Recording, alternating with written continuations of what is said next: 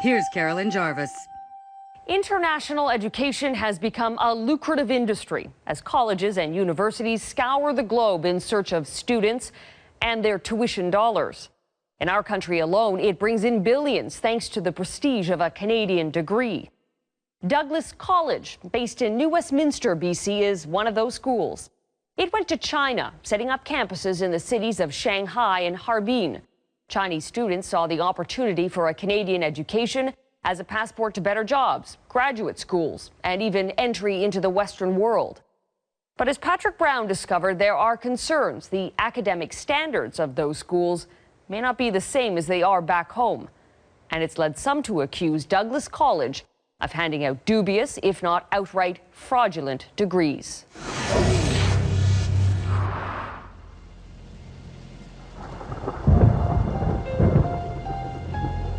14 years ago, on this rain-swept campus in China, a little-known Canadian college found a new way to profit from China's education boom. In addition to recruiting students to attend Canadian campuses, why not bring the Canadian campus right here to China? We have done our research hypothesis. The school was Douglas College of New Westminster, BC. In partnership with Chinese schools, it would offer Canadian diplomas and degrees in business and finance, at 4 times the normal Chinese tuition. Certainly internationalization is one of the pillars of our new strategic plan. Douglas President Scott McAlpine. What we're really talking about is a longer run phenomena of expanding the understanding, global citizenship. I happen to believe that ultimately will contribute to world peace. That was the plan. The reality, however, was much different, say these former insiders. This was dishonest. It was outright fraud. I'm sorry to say it. The ones that can't keep up and the ones that don't understand, it's a complete waste of 4 years of their time, our time. To see what has happened with Douglas College is distressing. A good idea gone badly wrong. That's the story told to 16 by 9 by a former dean and 2 former teachers in China. They say they warned Douglas College that Canadian credentials were being given to unqualified students on the campus in Harbin. In China, if you do not pass a course, it's the teacher's fault. After a career in banking and the Canadian civil service, Richard Thwaites taught finance at Douglas College in Harbin for 5 years. In Chinese post-secondary education, there is a mentality, there's a culture, there's a belief that every student passes. And I have had Chinese faculty members tell me that they have been ordered to pass the students. Eventually, everybody will pass by fair means or foul. Former English teacher Chris Harpham says that approach surprised him too. What do you think about that in terms of academic integrity? Well, it's not a good thing, and many students and some of the English teachers were saying that this is just an easy way to make money. Altogether, on its campuses in Shanghai and Harbin, Douglas has awarded about 1,500 diplomas and degrees. That's Douglas President Scott McAlpine on stage in Harbin, posing with each graduate last June.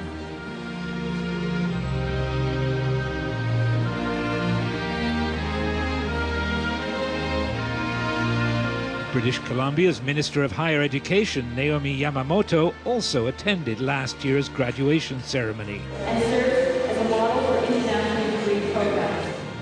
Yes, that's what she said. The Douglas program is a model for international degree programs. International education is a huge and thriving business. Every year, 10 million Chinese students take the high school graduation exam and start looking for a college. Do you want me to jot down the graduate school website for you? This is where they come to look for a coveted overseas education. Canada's a hot ticket here. I heard University of Toronto has the greatest engineering program in the world. More than 80 Canadian colleges, universities and school boards sent recruiting teams to this exhibition last year.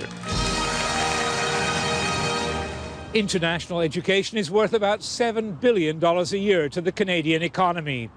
For Chinese students who don't have the money to study overseas, a foreign education inside China is an affordable option. That's a tempting market, but a major reason why many foreign universities have shied away from partnerships like the ones Douglas has in Shanghai and Harbin is that the Chinese partner schools often try to insist that all students must pass. Robert Buller was Douglas Dean of Commerce and Business Administration until he left last year. He now lives in Vancouver. But what was happening in China was that there was never any attrition. Everybody always passed. And this bothered our faculty a great deal. They were under huge pressure to get everybody through. This one student, he was actually one of my favorite students, and he failed every one of my courses miserably. And I would give him back his midterm or whatever, and with a big 0 on it, and he'd say, "Thank you, Richard." And of course, in the 4th year, there he was again in my most advanced class, and once again he failed. But I've since learned that, yeah, he graduated. They're driving around, going from place to place, and just taking pictures, and then they'll stop and they'll walk around. Okay? Next on 16 by 9, is this school cheating on exams? We then discovered that there were black market exam answer sheets being circulated widely around the college. Former teachers give Canadian college a failing grade.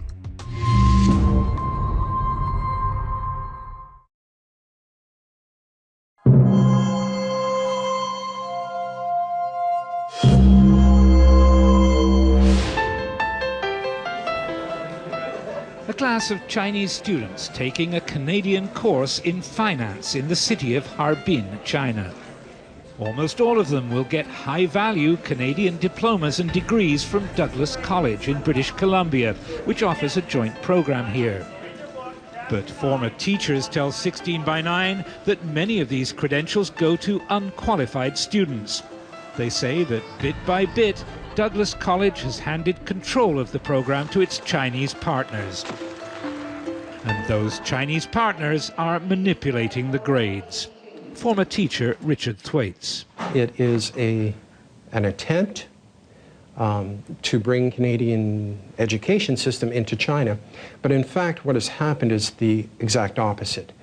The Chinese method has come into Canada, and it's essentially a Chinese course. So the official record, student record, demonstrates that this student took this course in Canada, when in fact that's not true. Thwaites showed 16 by 9 a spreadsheet of marks he gave to 4th-year students for a finance test. He failed 83 of the 115 students. He says a Chinese teaching assistant reversed all but one of the failed grades. Harpham had a similar story. He says he had a 4th-year student who couldn't even understand the words "good morning," but somehow managed to pass the Chinese government's English test and his Douglas exams. There were many cases like that, yeah. Did Mark, who couldn't understand good morning, did he get that, pass that exam? Yes, he did. How? By means unknown. By means unknown. Unknown to some, maybe, but former teachers told us of at least one way students went from a fail to a pass. They were given progressively easier make-up exams by the Chinese instructors until they passed. Well, supplemental exams are not allowed under the Douglas College system, and it was very uncomfortable that our partners were doing this. We then discovered that there was very little control on those supplemental exams, and that there were black market exam answer sheets being circulated widely around the college in an effort to get students to cram enough through to get a bare pass.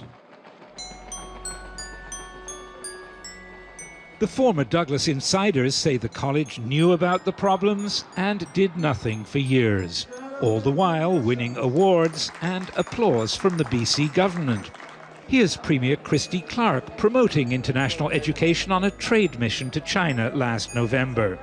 I'm really proud of the infrastructure that Douglas College and other institutions in British Columbia have built over the years. For us, it's really important to maintain our reputation for quality. A few weeks after Clark praised the college's work, an official evaluation by Douglas College's partner school in Harbin gave a very different assessment.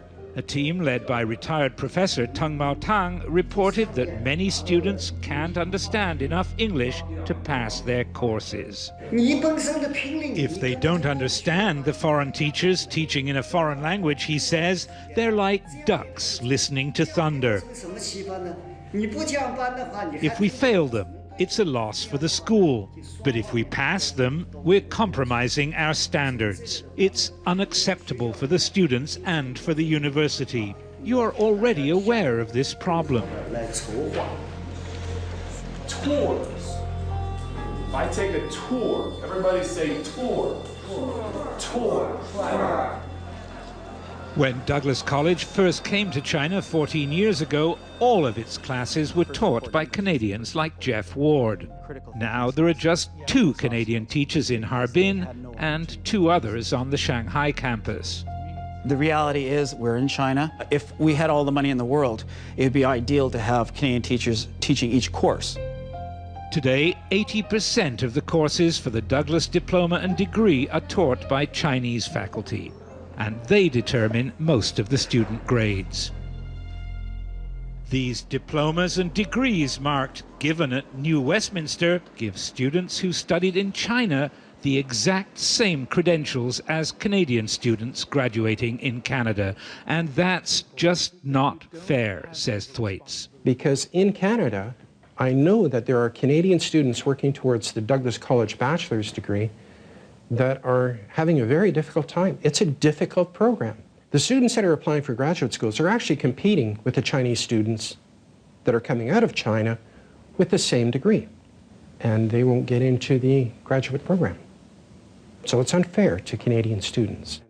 Thwaites wanted something done, so he took his concerns to his department head in Canada at the time, Robert Buller. But when Buller tried to do something about it, he says the Douglas administration just didn't want to listen. So the business side of Douglas, by which I mean the profit-making side of Douglas, was in control of decisions and was able to overrule things that you wanted to see done. Exactly. And in fact, they didn't support most of the things that the teaching faculty wanted to do. Then the initiatives died. We got nowhere.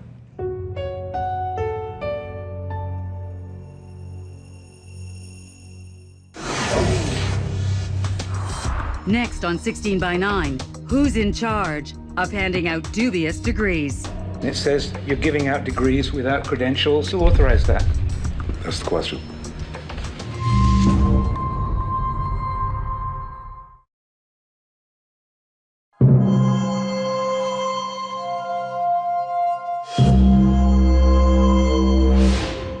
I was the only one at Douglas College that raised the term academic fraud. Business Dean Robert Buller was outraged. He'd been told the grades of students in China were being manipulated. Academic fraud. Yes, sir. And I have to tell you, it upsets me now to even use that term, and it's an incredibly strong term, but that was my conclusion, that this was not just sloppy record keeping. This was not just giving Johnny a break. This was dishonest. And I went forward to my bosses and reported it so. Buller says he has documented proof, registrar's records of doctored grades. And you took that document to whom? I went first to my direct superior, who was the VP academic, and she brushed me aside. That's the end of it. This was not something that could be swept under the carpet. So subsequently, I went directly to the president. Scott McAlpine. To Mr. McAlpine, yes. You take to him evidence of what you say is academic fraud, and what happened? It was probably the most distressing meeting I've ever had in my academic career. The president looked only at the first sheet and then terminated the meeting, walked away and said to me that he needed plausible deniability, and he wanted to see and hear nothing more. We're quite pleased with what we're doing in China, and we're quite pleased with our whole Douglas International. We took Buller's account to the president of Douglas College, Scott McAlpine. Did he come into your office with student records showing fraudulent grade changes? I have not seen that document to my recollection. The way Mr. Buller describes this is academic fraud on a large scale. Do you have an answer to that? If there is academic fraud on any scale, we need to get to the bottom of this, and we need to investigate it. I do not have that information and that data at this time. You still have this document that you took to him. Could you show it to us? I can. Here's the document McAlpine doesn't remember seeing. Buller says it shows student marks recorded by the registrar in China, but then questioned by the graduation officer in the registrar's office in Canada. So the registrar in Douglas College, New Westminster in Vancouver, is taking the document and she's going, oh, wait a minute, this isn't the same. These grades aren't the same as what you told me back in May. That's correct. So here's a student where some of them are all right, but then she's got anomalies, 1, 2, 3, 4, 5, 6, 7, 8. And these P's are pass. And she's saying this pass shouldn't have happened because all these numbers have been illegitimately changed. It starts as just a question. And what we're left with here are the student records that did not jibe, that a mark was recorded here for which there was no evidence that an exam had in fact been passed. These are the most questionable evidence of fraud. That's outright, blatant. Outright, and unfortunately, it's not 1 or 2 students, because you get to the next page and look at how many there are. What really upset the registrar was that there were a raft of grades that were simply raised. No supplemental exam, and suddenly a low failure is now a high pass. It's extraordinary that he says that this happened in your office, and this document with all of these grade changes marked in orange by your graduation officer, and you don't remember this happening? No, I do not. He's completely fabricating it then? I do not remember it happening. But from your perspective, is it worth the damage done to your own institution by making all these accommodations with the Chinese ones? Well, the damage done to our institution, I'm not certain that there has been immense damage done yet. We then asked McAlpine about a second Douglas College document, a 2010 internal report on the Douglas China program. It says here, there is no doubt that some students are about to receive a Douglas College credential, that is in June 2010, who have not earned this credential. This cannot be allowed to occur without damaging the academic integrity of the program and diminishing the credential itself. Within days, 100% of the Harbin class got a degree or a diploma. You agree? We agree that this cannot be allowed to occur. It did occur. Without damaging the credential. It did occur, and it damaged the credential, and it damaged the institution. I agree. Yeah, it says you're giving out degrees without credentials. He warned you that it would damage you, and you went ahead and awarded the degrees. Who authorized that? That's the question. And the answer? I don't have it yet. Having read this, you went ahead and gave out those degrees and diplomas. Wow. Okay. Patrick, my point is rectifying the past is not within our periphery. Can we make progress toward the future? The answer is yes. Are we? The answer is yes. Okay.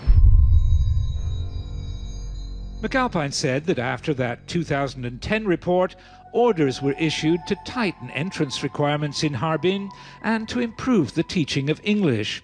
He also said Douglas put in place a new policy on those make-up exams. Last year, however, with McAlpine in attendance, the 2011 graduation class in Harbin was another astounding success. More than 97% of the students passed. McAlpine says that's just the way things work in China. The probability is that if once you are admitted to an institution, you will succeed with a degree or whatever the credential is.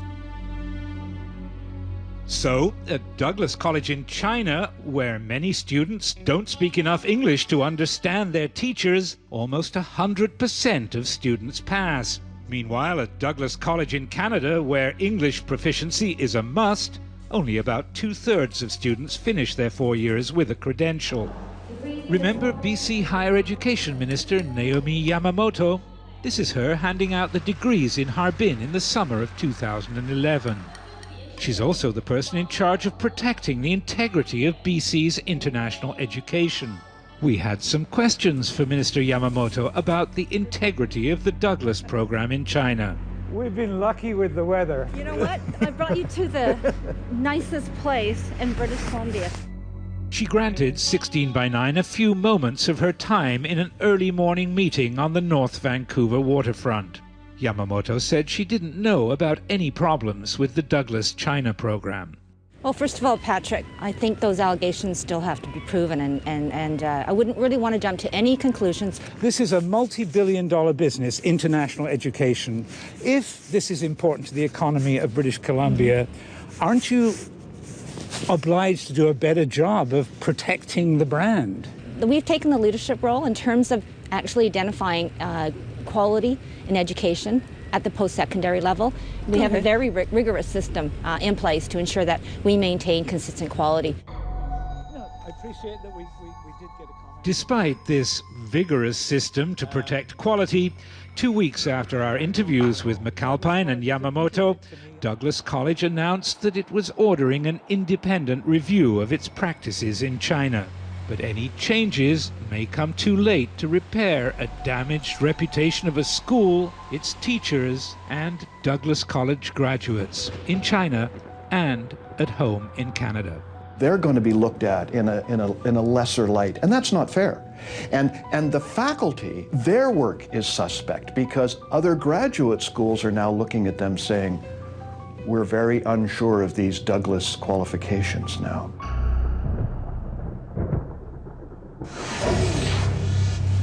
Next on 16/9, dying to lose weight. She died at a young age due to complications with obesity that she fought for years to overcome. Why did this woman write her own obituary?